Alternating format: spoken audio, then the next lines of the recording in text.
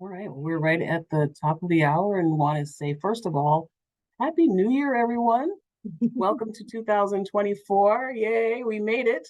And just wanted to welcome you and so happy that you've joined us today. We are here at the Federation for Children with Special Needs with our monthly Connecting Families workshop, which we're really excited about. And tonight's topic is going to be around supporting military families, which, interestingly enough, when I saw that title, I was actually really excited. Years ago, I had a friend who actually was on base at Hanscom, and I haven't talked with her for a very long time, but she had a young man with autism, and which was one of the reasons why we connected. And I know some of the unique challenges that military families have when it comes to the needs of children who have special needs. So tonight we're really excited about this topic. Uh, as always, we do have access to our interpretation services, and so a link will be put in the chat for folks so that if you are in need of interpretation services, please make sure that you take advantage of that. And I will introduce our three lovely guests in just a moment, but did want to make note, we did have just a brief conversation before we went live. They have a lot of material to go over this evening. So we're going to ask folks to be very patient and wait until after their presentations to actually ask questions. You are, of course, welcome to put your questions in the Q&A or in the chat, and we will be monitoring them as we go along. And you may find that many of those questions will get answered along the way. So without further ado, I'd love to introduce our three ladies. So first of all, what we're going to be talking about is the School Liaison Program and the Exceptional Family Membership Programs, which are resources for families and parents and school districts, and they're an integral part to the state's implementation of the Interstate Compact on educational opportunity for military students. And our guest today will be giving us more information on those programs. We have Lindsey Dablow, who is a Training and Operations Associate. She's served as the Training and Operations Associate of the Military Interstate Children's Compact Commission since 2018. And when she presents, she'll give you a little bit more information about her experiences and background. We also have Laurel Wironen. You know, English is my first language and I'm struggling tonight. So if everybody else is, you know what, it's 2024 and I'm still tired. Okay, anyway. Laurel is the School Liaison Program Manager at the 66th 4th Support Squadron at Hanscom Air Force Base. And she serves as an installation point of contact and a subject matter expert for all local military child education matters. And again, Laurel will give you a little bit more about her background when she speaks. And last but not least is Shana Wickham, who is a family support coordinator and military and family readiness center. She is the Exceptional Family Member Program Family Support Coordinator with, again, the 66th 4th Support Squadron at Hanscom Air Force Base, where she supports military personnel and civilians and their families with special needs to meet the full spectrum of support for families in all environments through non-clinical case management on the installation, local community, or through state and federal agencies. So as you can see, we have an amazing panel of experts who are going to help us to understand the needs of military families and also the availability of services and supports for them. So without further ado, I do believe, Shana, you are first up. Yes, hello, good evening, everyone. Thank you. I'm very excited to be here and also Happy New Year. So as I was introduced, my name is Shana Wickham, and I am the Family Support Coordinator for the EFMP program on Hanscom Air Force Base. And I am going to just kind of go over the program as a whole of what I do and some of the parts to it. So what is the EFMP program? So the EFMP program is a congressional mandated DoD enrollment program for military and civilians who have access to the base to provide comprehensive and coordinated supports. Some of those supports are listed there where we provide community support, such as working groups, housing support, educational needs, medical needs, and personnel services.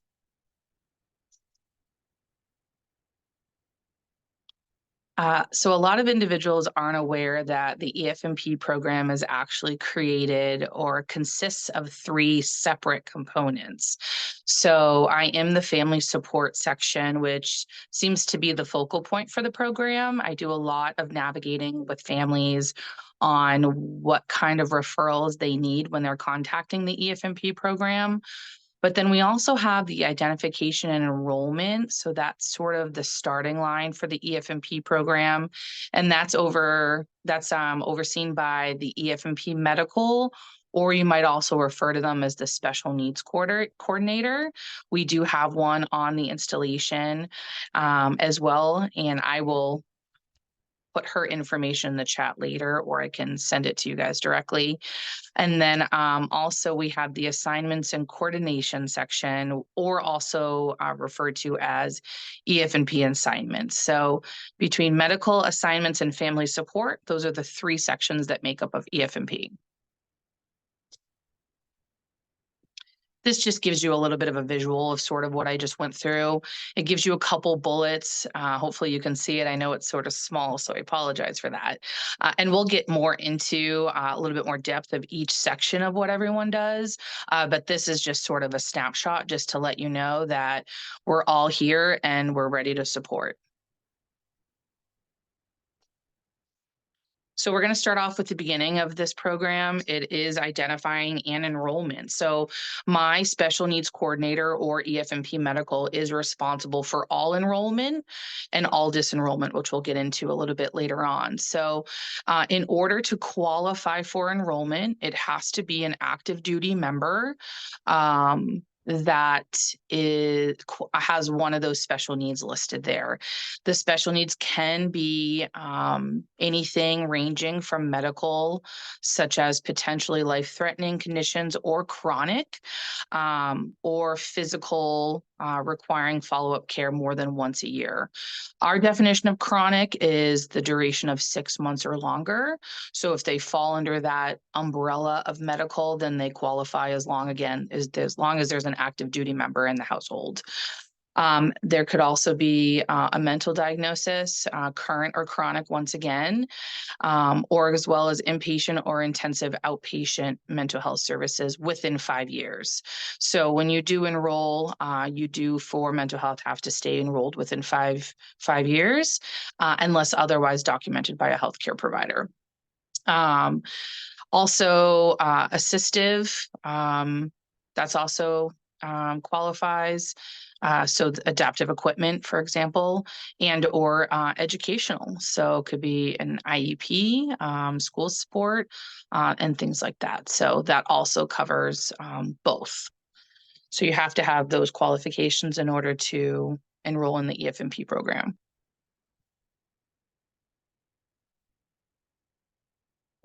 And then this is a little bit about the disenrollment. Again, that also goes through my EFMP medical. She's also in charge of that as well. Her name is Sherry Cody. And this is also, again, like I said, there has to be new supporting medical documentation that there's no care no longer needed, or if the dependent is no longer the under the service member. So, yeah, and that's the disenrollment process. And then the next piece is the assignment and coordination section of the EFMP. So this is really just making sure that the assignments team, when a member is Q coded, they are, when they go to a different location, the assignment team just ensures that the location that the family is going to, once they are EFMP, that the EFMP member is going to have services available for them in order for them to thrive. So I just want to put out a little bit of a stigma with the EFMP program that when they are EFMP, they receive an assignment limitation code, which is known as Q code. When you are Q coded, it does not automatically mean that assignments will not be granted. And so sometimes what will happen is service members will not will not enroll into the EFMP program because they think it's going to jeopardize their military career.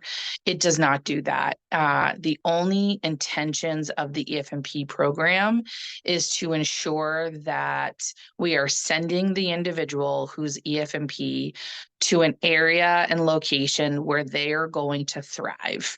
We want to make sure that they have the services they need, despite if it's medical, assistive, or educational, etc. We want to make sure that they're covered and that they generally have a great opportunity as well. So I just wanted to sort of foot stomp that piece a little bit. And then lastly, they help members with humanitarian orders. I don't know if you're familiar with that. Sometimes we are right outside of Boston, some of the best medical facilities with long waiting lists, let me add. Sometimes we will receive military members to receive specialized treatment from some of these medical facilities, and they will be placed here on humanitarian orders to ensure that the EFMP member is able to receive the care that they need.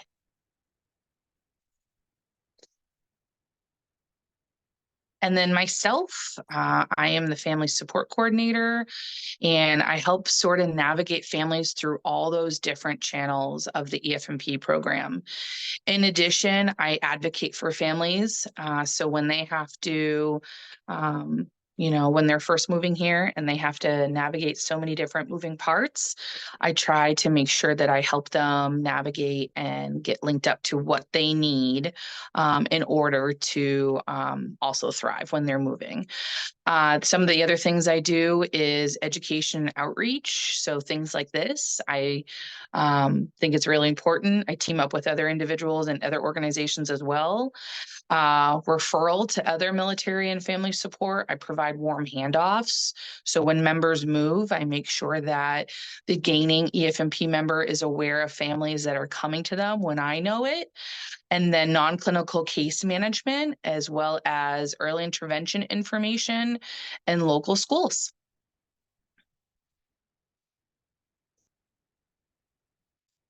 So luckily, Miss Laurel and our offices are right across the hall from one another in the same building, which has been very helpful because we do have a lot of the same shared families. So it's really great to have that connection sort of at your fingertips. And some of the things that we do together, of course, we're collaborating, we're partnering. She invited me and brought me into this team right here, which I'm forever grateful for.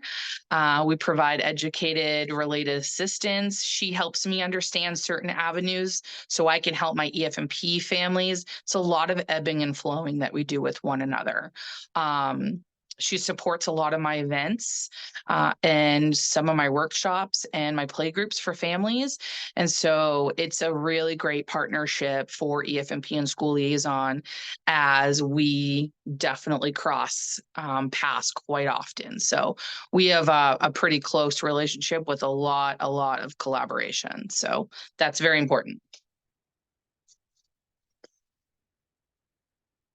So respite care is a huge topic right now. Respite care is also changing from the EFMP program not until March of 2025. However, we don't need to get into that piece, but when a family is eligible, they are eligible for respite care through being enrolled into the EFMP program, of course, and they would come to me as the starting point for paperwork for the enrollment process. And some of the paperwork, it's only 2 pieces, 1 sheet. It's very simple. And then what will happen once their package is completed, they send it back to me.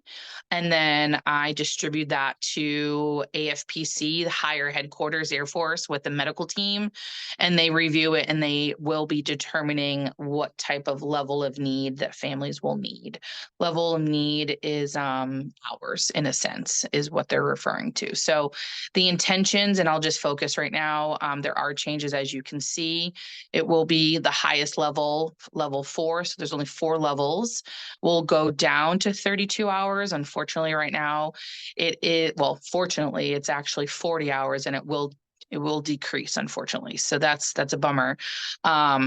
And then changes will also eliminate non-EFMP sibling care, which can be pretty challenging. So I do the enrollment for the respite care, and I navigate those packages. As far as that, I have to go with the determination I receive. And I know I had mentioned earlier, I talked a little bit about that continuity of care and that warm handoff for families. So one of the forms I do complete with the families is a DD 3054.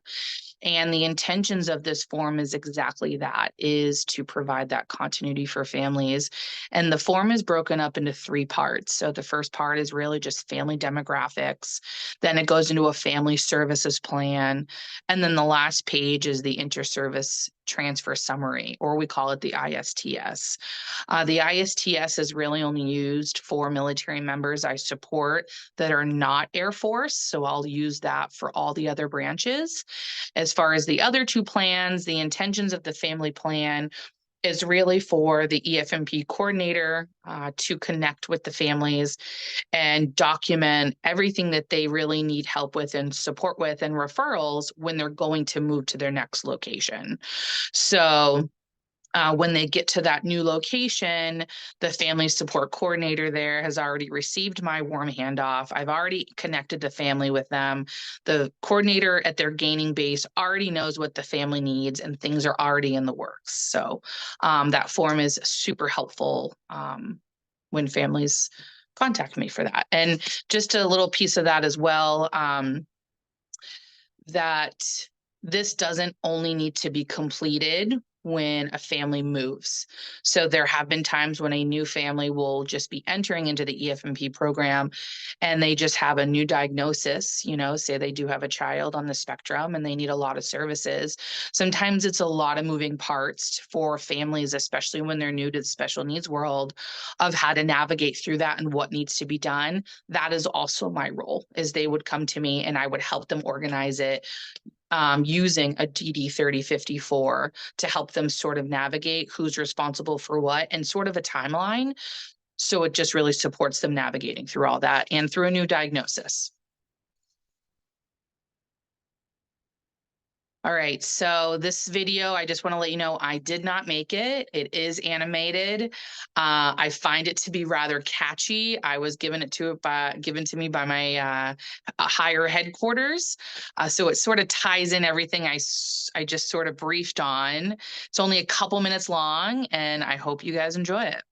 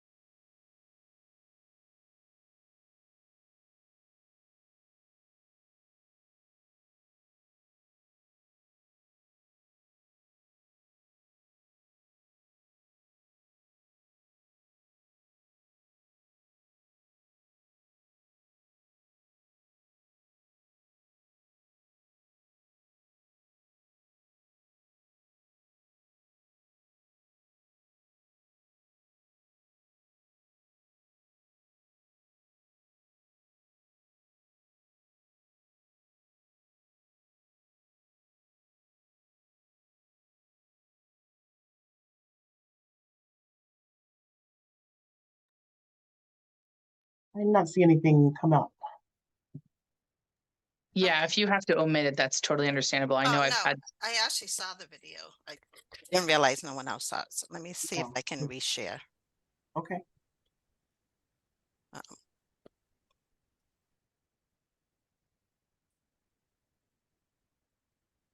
And let me know if you're able to see it. There we go. Okay.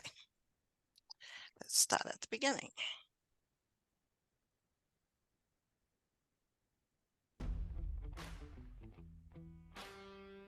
Well, this is overwhelming. How in the world do we juggle all this? With help from me, Captain E. Huh? Who are you? I'm the embodiment of the Exceptional Family Member Program. What are you doing in our kitchen? Exceptional family member, exceptional family member, exceptional family member program. EFMP. We're there for your family. We have the people and the tools to meet your needs. Let us be the advocate that intercedes. Mountains will shift them, burdens will lift them. You'll never fly alone on your own in the drift, son. Stick with me, Captain E. Let us take the load off of your family. We are feeling pretty overwhelmed with our situation here. That's why we're here. Medical needs, education, family support, relocation. We get it and we know how to help. You got specialists, therapists, primary therapists trying to do your job while on hold. Try care of it, but wait until you meet your SNC. Medical PLC for your family. Paperwork, Yes, indeed. records to gather. At light speed. We've got a website family can access. You don't need a CAC, just go to this address. And service members can still access the same info by logging into the MyVector website with your cat. PCSing has got me stressing without that IEP in place. He's gonna fail his lessons. Honey, are you rapping now? I mean, I used to a little in college. Well, call your school liaison. She always stays on the case to connect you to the people in your new place. And legal advice is twice as nice, so your child's education doesn't have to pay the price. Okay, but I've heard stories about all the paperwork. Is this just gonna be another burden on my family? No, EFMP. It's not how it used to be. So, no more paperwork? Honey, you're still in the military. There's gonna be paperwork. But there's a whole lot less, and it's mostly online. Plus, One call that's all to reach a human who can answer your questions. But I just don't want it to limit my career opportunities. It won't. You have an exceptional life, and you can have an exceptional career. EFMP. You can still be stationed overseas, but with a network of experts, you'll land on your feet. You'll move up in rank. You won't miss a beat. Exceptional family member, exceptional family member, exceptional family member program. EFMP. Champion for your family, so you're ready for the mission under any condition. Fly higher and faster towards your family ambition. Challenges, you got this. Momentum, don't stop this. We're here to help, and we ain't gonna drop this. Try it and see. EFMP. Let us be there for your family. EFMP, champion for your family. EFMP, champion for your family. My name is Dad, and I'm here to say that EFMP is red in every way. Seriously, Dad? No? Dad, just call the FMP.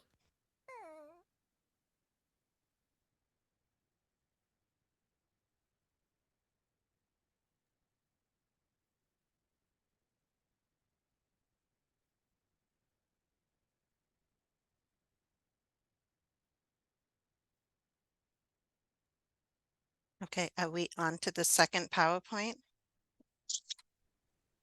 Yes, I believe so. That is. Renee's pulling that up, and next up is Laurel. Okay. Well, good evening, everyone. While we work on our slides and getting my slide deck up, which will be a little bit shorter, but I'm gonna say that that's a hard follow-up. I don't have a fun video like that to share. I'm gonna have to get with our school liaison program so that we can create something just as jazzy. So as mentioned, my name is Laurel Wironen, which is a very hard last name to say, and I have a very tricky first name. So I'm always happy to say my own name because it's just a challenge from the get-go. So thank you so much for the introduction and having us be here tonight. We're all really excited to share with you information about our programs and a little bit about what we do and how we can support different agencies around the state, as well as you as military families, as you navigate through a lot of things, especially with children. So as noted, as the school liaison, what does a school liaison do? I am the central point of contact for commanders, military families, and school districts on any preschool, pre-K to grade 12 school matters.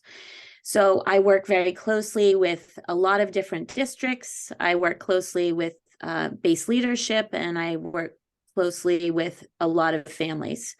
I think one of the things that we know when families are notified that they're going to be transitioning, that one of the key concerns that they have immediately is if you have a school-age child, that is a lot to think about when you're having to move and transition children from different schools. And that's what we're here for. As Shana noted, our families, her families, and as a school liaison, we work closely together oftentimes because our goal is to make the transition as smooth as possible for any military child and military family. So as a school liaison, what are some of the areas of support that I provide? One of the biggest ones is transitioning. And so transitioning, it can look it can come in many different forms. It can be transitions from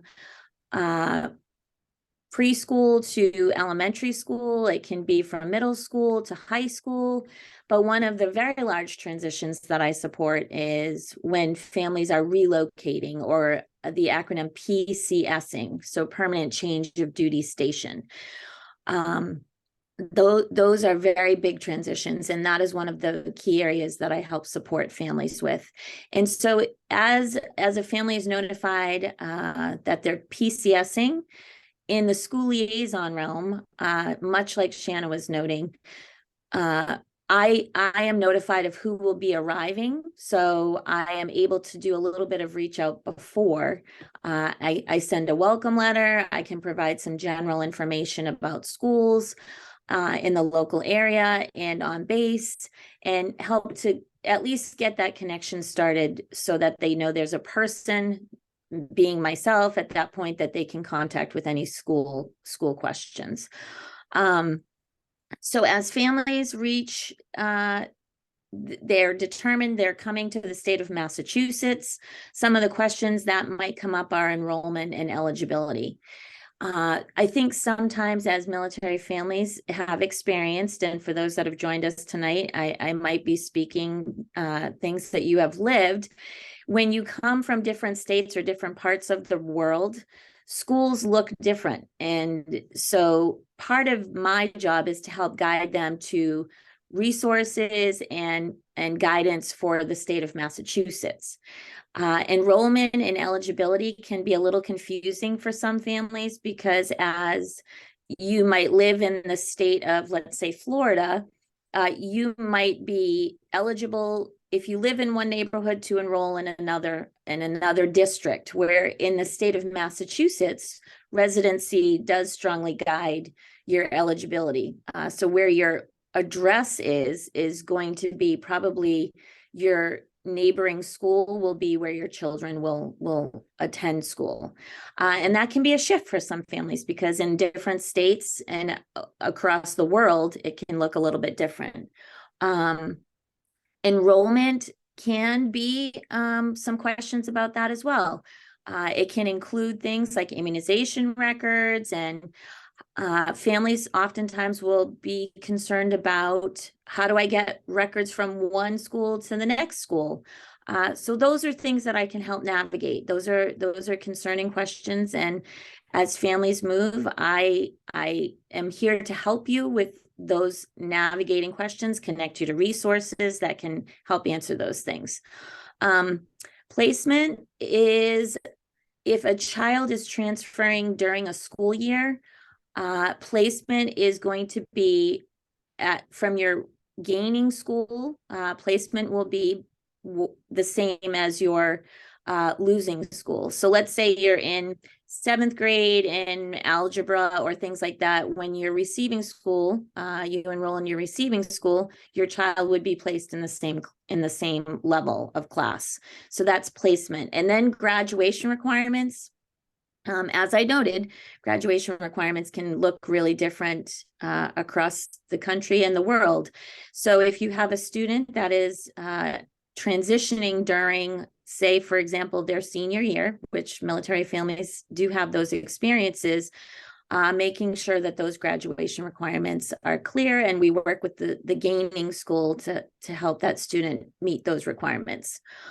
Another area of support is special ed. Navigating the services it can be overwhelming for families, and I'm here with Shana. That's where we overlap often, and our collaboration for families is hand in hand in that connecting families to resources that they need to share IEPs with, or 504s, or other concerning pieces that families want schools to know before they arrive at their doorstep is really important. And we have strong partnerships with our local schools and our student support services.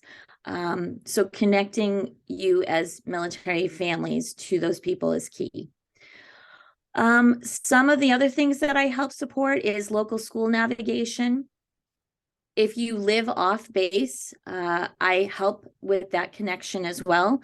Public, private, or homeschooling can look a little different in the state of Massachusetts than it does in other states, and helping families know what requirements are for homeschool. The process might look a little different and things like that. So I'm here to assist with that. And then resources and sponsorship. If you are a military family and you have a school-age child, some schools have sponsorship programs. So connecting you and your child to those resources before you arrive is key. We want children and families to feel welcome when they get to schools. Those connections and relationships we know are very important. And so the sponsorship programs are set up so that students and families feel that when they arrive at a school district. So next slide. Deployment support. Deployment support can vary in a variety of ways. Sometimes school districts aren't familiar with deployments and what does a deployment look like for a family. And as the school liaison, I provide resources to school districts on deployment and reintegration, which means when the active duty member comes back home, families as military families know that takes a process too. So providing information to education and educators is part of my support. Local support groups.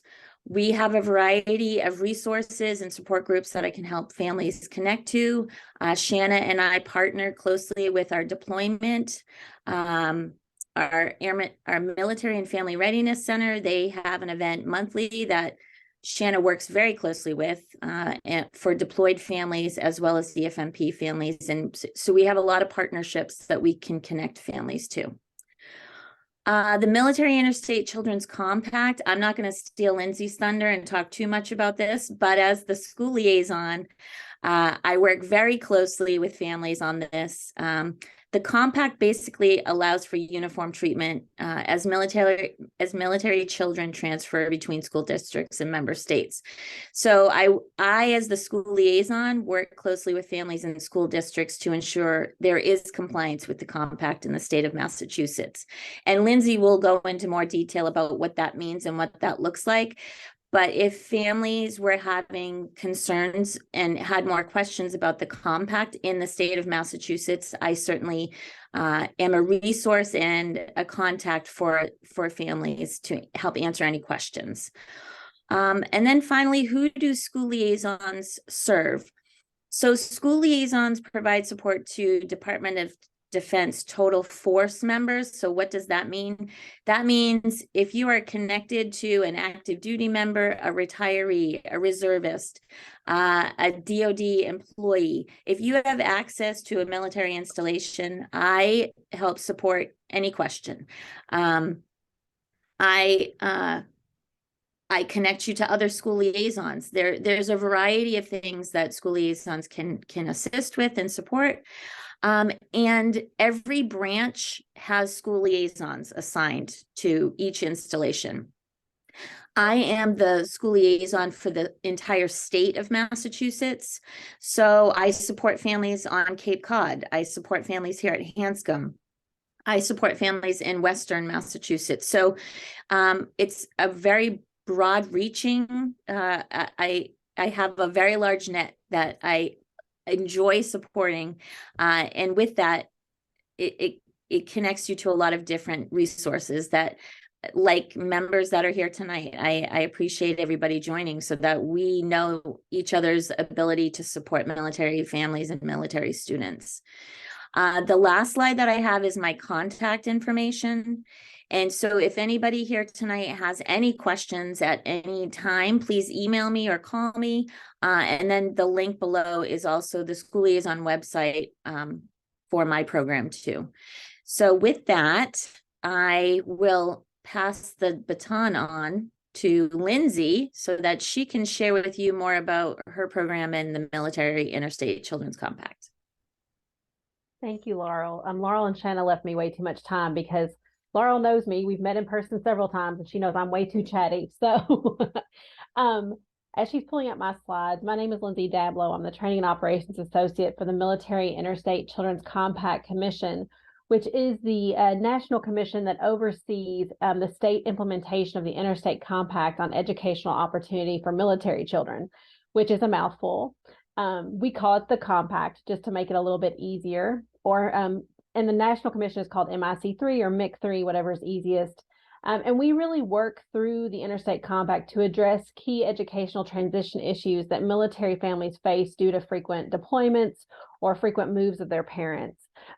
You'll probably have heard the statistic or know this, that on average, a military connected family will transition every 2 to 3 years. So, some high school students may be on their 3rd or 4th high school. And so how do you reconcile all of that information to keep them on grade level, on track to graduate? That's why the compact exists. You can see here it's a contractual agreement between states, but the important thing to take away from this evening is that if you can't remember what an interstate compact is, simply know that in all 50 states plus the District of Columbia, this is a state law. So all 50 states plus DC have signed on and have said that contractually they are going to agree to abide by a certain set of provisions that are applied to our military connected students. And then through an MOU, a Memorandum of Understanding with the Department of Defense, the compact also applies to your Department of Defense Education Activity Schools or DODEA schools. And so that's very important to understand who the compact applies to. We can go to the next slide. As you see there, Public and Department of Defense Education Activity Schools, and then it applies to any student who's enrolled in kindergarten through 12th grade. There's a lot of preschool programs or pre-kindergarten programs, but coverage under the compact does not start until a military student is enrolled in a public school or DODEA school in kindergarten through 12th grade, and they must be attending kindergarten for coverage to begin. You can see the compact applies to the children of active duty members of the armed forces, and I put some groups in bold there just so for tonight's audience, it was a little bit easier for you all to find the information. Active duty for us does include Space Force, which is our newest branch of service. Not so new now, it's a few years old, but also the Coast Guard. And we tend to forget about the Coast Guard, but being in Massachusetts, I'm sure that you encounter Coast Guard families as well. So the compact also applies to those individuals. Members or veterans who are medically discharged or retired for 1 year, they're covered for 1 year under the compact so they can get to their final home of record, enroll their student, and if there's any educational issues during that time period, we can assist those families. And then members who perish while on active duty, their families are covered again for that period of 1 year to allow them that time to make that final move and enroll their students, same as the members who or the members or veterans who retire. As I said before, the compact focuses on those key educational transition issues. We really seek to work with schools and inform them of, what is happening with their military connected student population and how they can assist them, again, to keep them on grade level, on track to graduate. Laurel mentioned, course placement. So when a child transitions, they're going to be placed in the same level of course or in the next course in the sequence, again, keeping them on track to graduate, which for a student who's been in 4 or 5 different high schools, that's very difficult, especially if they've been in different states, because every state has a different graduation requirement. And then allows for the uniform treatment of military students. So I always tell people we're not asking for more than, we want our military connected students to have the same educational opportunities that their civilian peers have. For example, here in Kentucky, where I grew up, I went to the high school with the same 124 people that I started kindergarten with is who I graduated with. And if you moved in or out of our community, we thought you must be in witness protection because there was no reason. We were so rural to come there. And so I had a lot of opportunities because I knew my teachers from the time I started school until I ended. And for our military connected students, they don't have the benefit of that. They're always getting new teachers. They're having to make new friends. They're having to learn what courses are offered in this school. What do I need to graduate? That's a pretty good lift for a, 13, 14, 15-year-old to kind of try to weed through. And then the parents also as they're making their transition. So that's why we're looking for that uniform treatment, just so they can be provided the same opportunity. And you see there, we do not impact curriculum. We really work within the state's foundation for education to assist families. And we'll go through the provisions very briefly here in just a moment, and you'll see how it kind of works. But we don't impact curriculum. We don't come into a school system or a school district and say, you have a military connected student who needs an additional year of foreign language. They have taken, German, and so you have to provide them with a second year of German. That's not how the compact works. But we do come in and say, what can you do that's comparable for the student? What can you provide for them that will, again, keep them on grade level, on track to graduate? And then, unfortunately, we do not apply to private, parochial, homeschool, or international schools. Now, the School Liaison Program can assist with many of those other options. So just know that while the compact does not apply, the services, the programs that you've learned about this evening from Laurel and Shana will still work for that military service member, but the law that we are representing may not. However, you do have students who will come into your school systems from an international school because the service member was stationed somewhere where the student couldn't go to a DODEA school. And in those situations, once they enroll back into the public school program, they're covered by the compact. So even though we don't cover them while they're out of it, we do cover them once they come back in. There are two very kind of important roles here. Every state has a compact commissioner that is the state appointed representative. For Massachusetts, it's retired Rear Admiral Clark Orzali. He's been the compact commissioner. Goodness, I think he's the second one for Massachusetts. So he's been there a very long time. He works really closely with Laurel. Every state is required to have an MIC3 state council that school districts and the school liaisons work with to address any education related issues.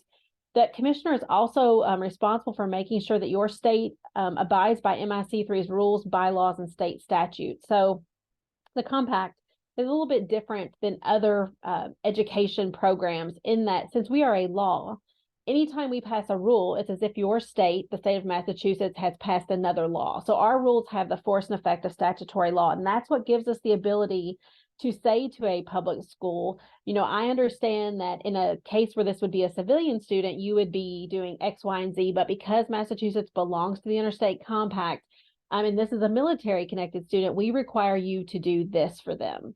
So just know that we're a little bit different in what we can enforce as far as the compact goes.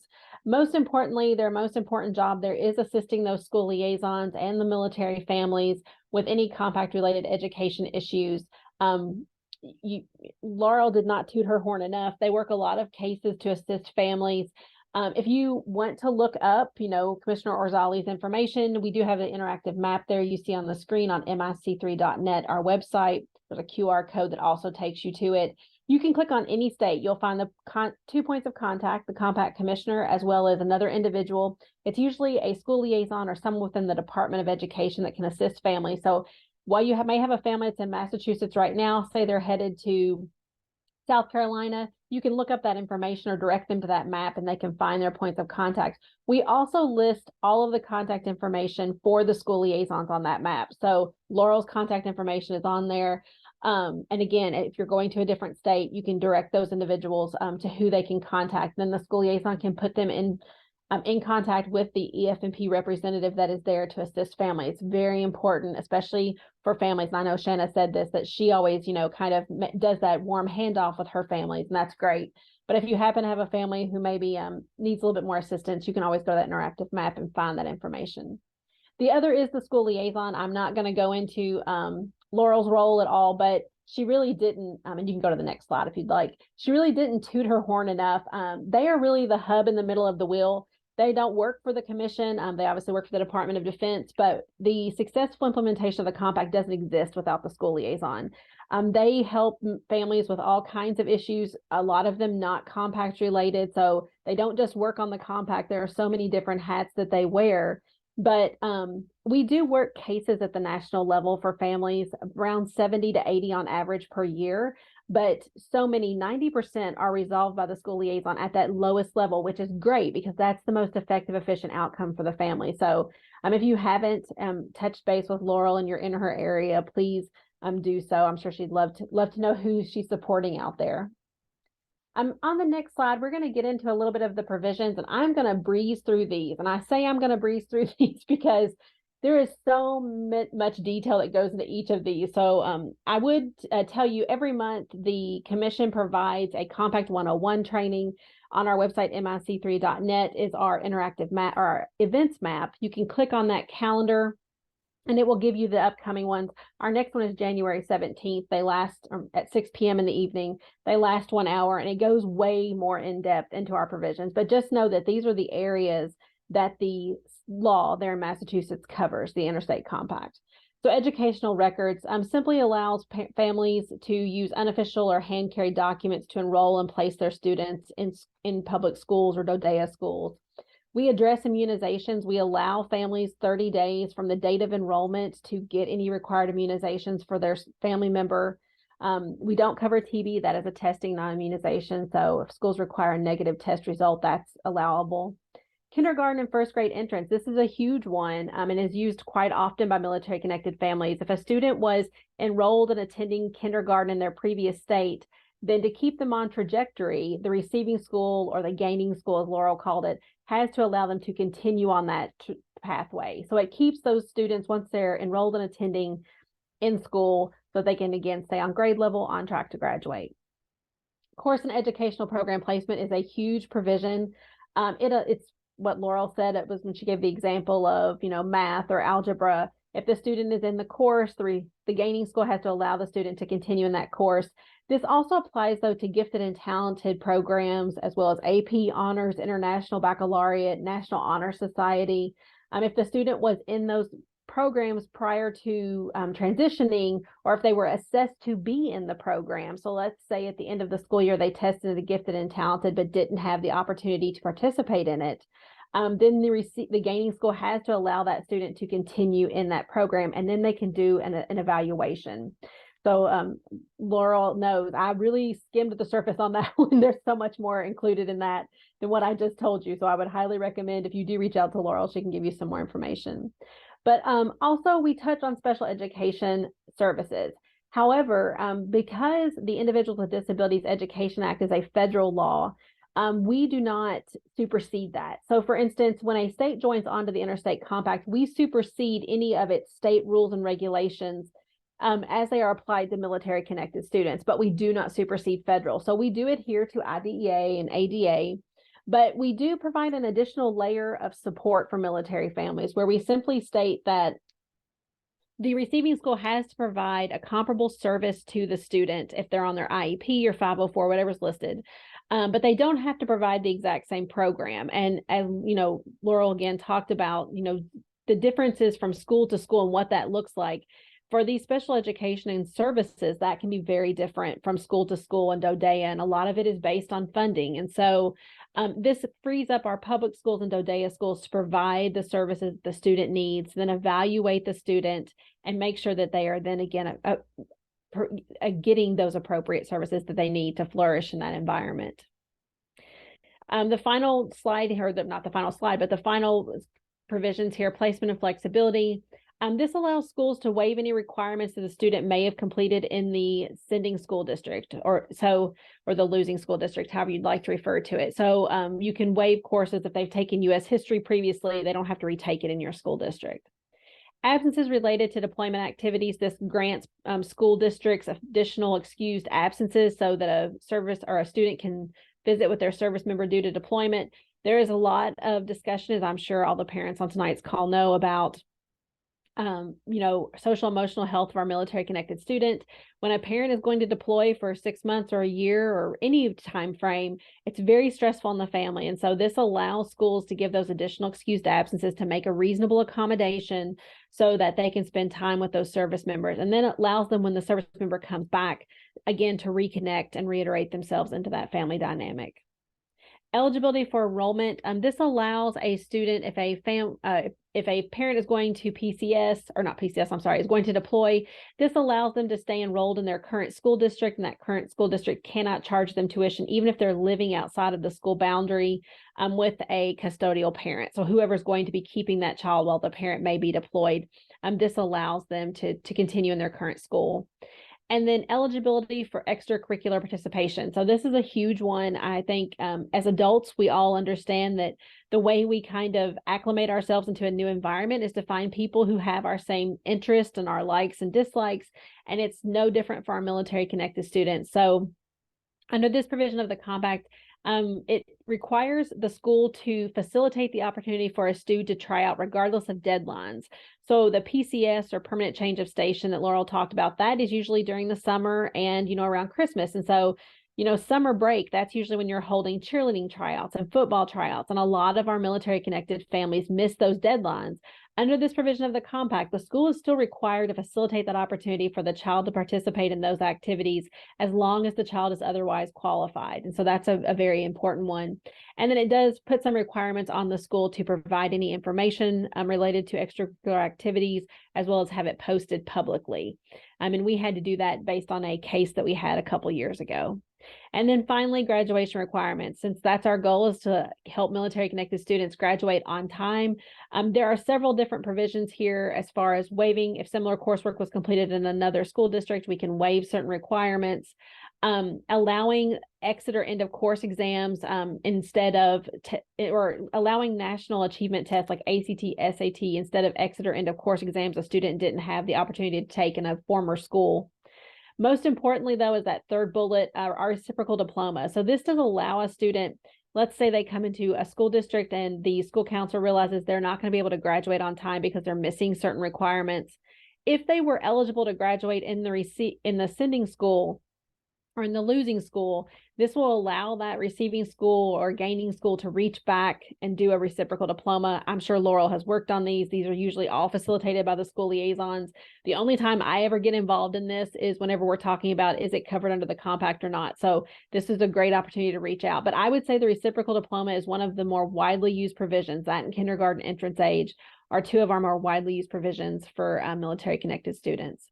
And then, of course, we do the allowance of waivers. They're not mandatory, but if a school determines not to use one of the waivers that is available to them through the compact, they do have to show why the waiver was not granted or make an accommodation. So again, the student can graduate on time. So you can see there's a lot of information there on just those two slides. I have really blown through it. But if you are looking for more information, this is a wonderful time to reach out to Laurel. See, I told you she undersold herself, because you don't contact me, you contact Laurel. So just know that she's a subject matter expert on this. As I said, at the national office, we do work 70 to 80 cases per year for military families. And I want to go through this just briefly so you kind of see how we approach this. At the national office, there are literally two of us currently, my executive director and myself, and we manage all 50 states plus the District of Columbia. And when we get calls from families, our first question is always, have you talked to the teacher, the principal, the school superintendent? We want to make sure that all parties are aware that there is an issue and give everyone the opportunity to do what they need to do. If they have, we direct them right back to the school liaison. That's their local point of contact, and to the commissioner that's there in the state, because again, we can't keep up with all 50 states plus DC's requirements. And then if the commissioner comes back to us and they need assistance, which is what has happened in some other cases, at that point we will get involved, and we always offer support and education because we're trying to resolve it quickly for the family, because there's a student on the other end of this waiting for that resolution. If at that point it escalates, we do keep general counsel on retainer that we can use should we need them. But in the 7 years I've been with the organization, that's happened twice. So things get resolved fairly quickly. And then I believe my last slide is our website, mic3.net. There's a lot of great resources on there. And the only one I'm going to point out is this guide for parents, school officials, and public administrators. It's the third little picture over there you see. Everything that the national office provides or the commission provides is provided to requesters at no cost. So we charge nothing for any of our resources, for our trainings. Everything is provided free. If you get on our website, this is a wonderful brochure that goes through kind of, again, in layman's terms, what I've gone through this evening rather quickly. But if you have a military connected student or you're in a school that services military connected students, I'm sure Laurel has these in her office, but you can hand these out. It allows people to know what their rights are under the law, and they can carry those with them as they go from place to place. And then the final slide is our contact information. Our website, mic3info@csg.org, is how you can reach me or my personal email, which I'm sure that Renee and them will distribute afterwards. But if you want more information on the compact and what it means for military connected students, you're welcome to reach out to me. I'm happy to assist any family. But again, Laurel is from Massachusetts, going to be that subject matter expert, because not only will she know the national content that we've briefly gone over tonight, she's also going to know what is specific to Massachusetts that can be offered to assist families. So thank you. Thank you so much, Lindsey and Shana and Laurel, for all the wealth of information that you shared with us. We only have a couple of minutes left, but we do have a couple of questions. And one of them was one that I shared, or I saw Pat put in the chat, is there is clearly a range of supports for families who have children who are school age. Is there a similar type of support system for families who have infants and toddlers, ways to connect them with early intervention, for example? Where would a family go for those types of resources? Or do they exist?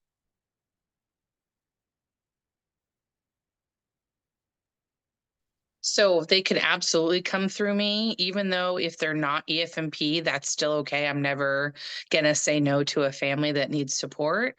So they can certainly circle over to Shana, EFMP, and I can absolutely connect them with early intervention. But if they also have access to a military installation, I just want to put a caveat out there that please send them also my way, because I also team up with First Connections for playgroups.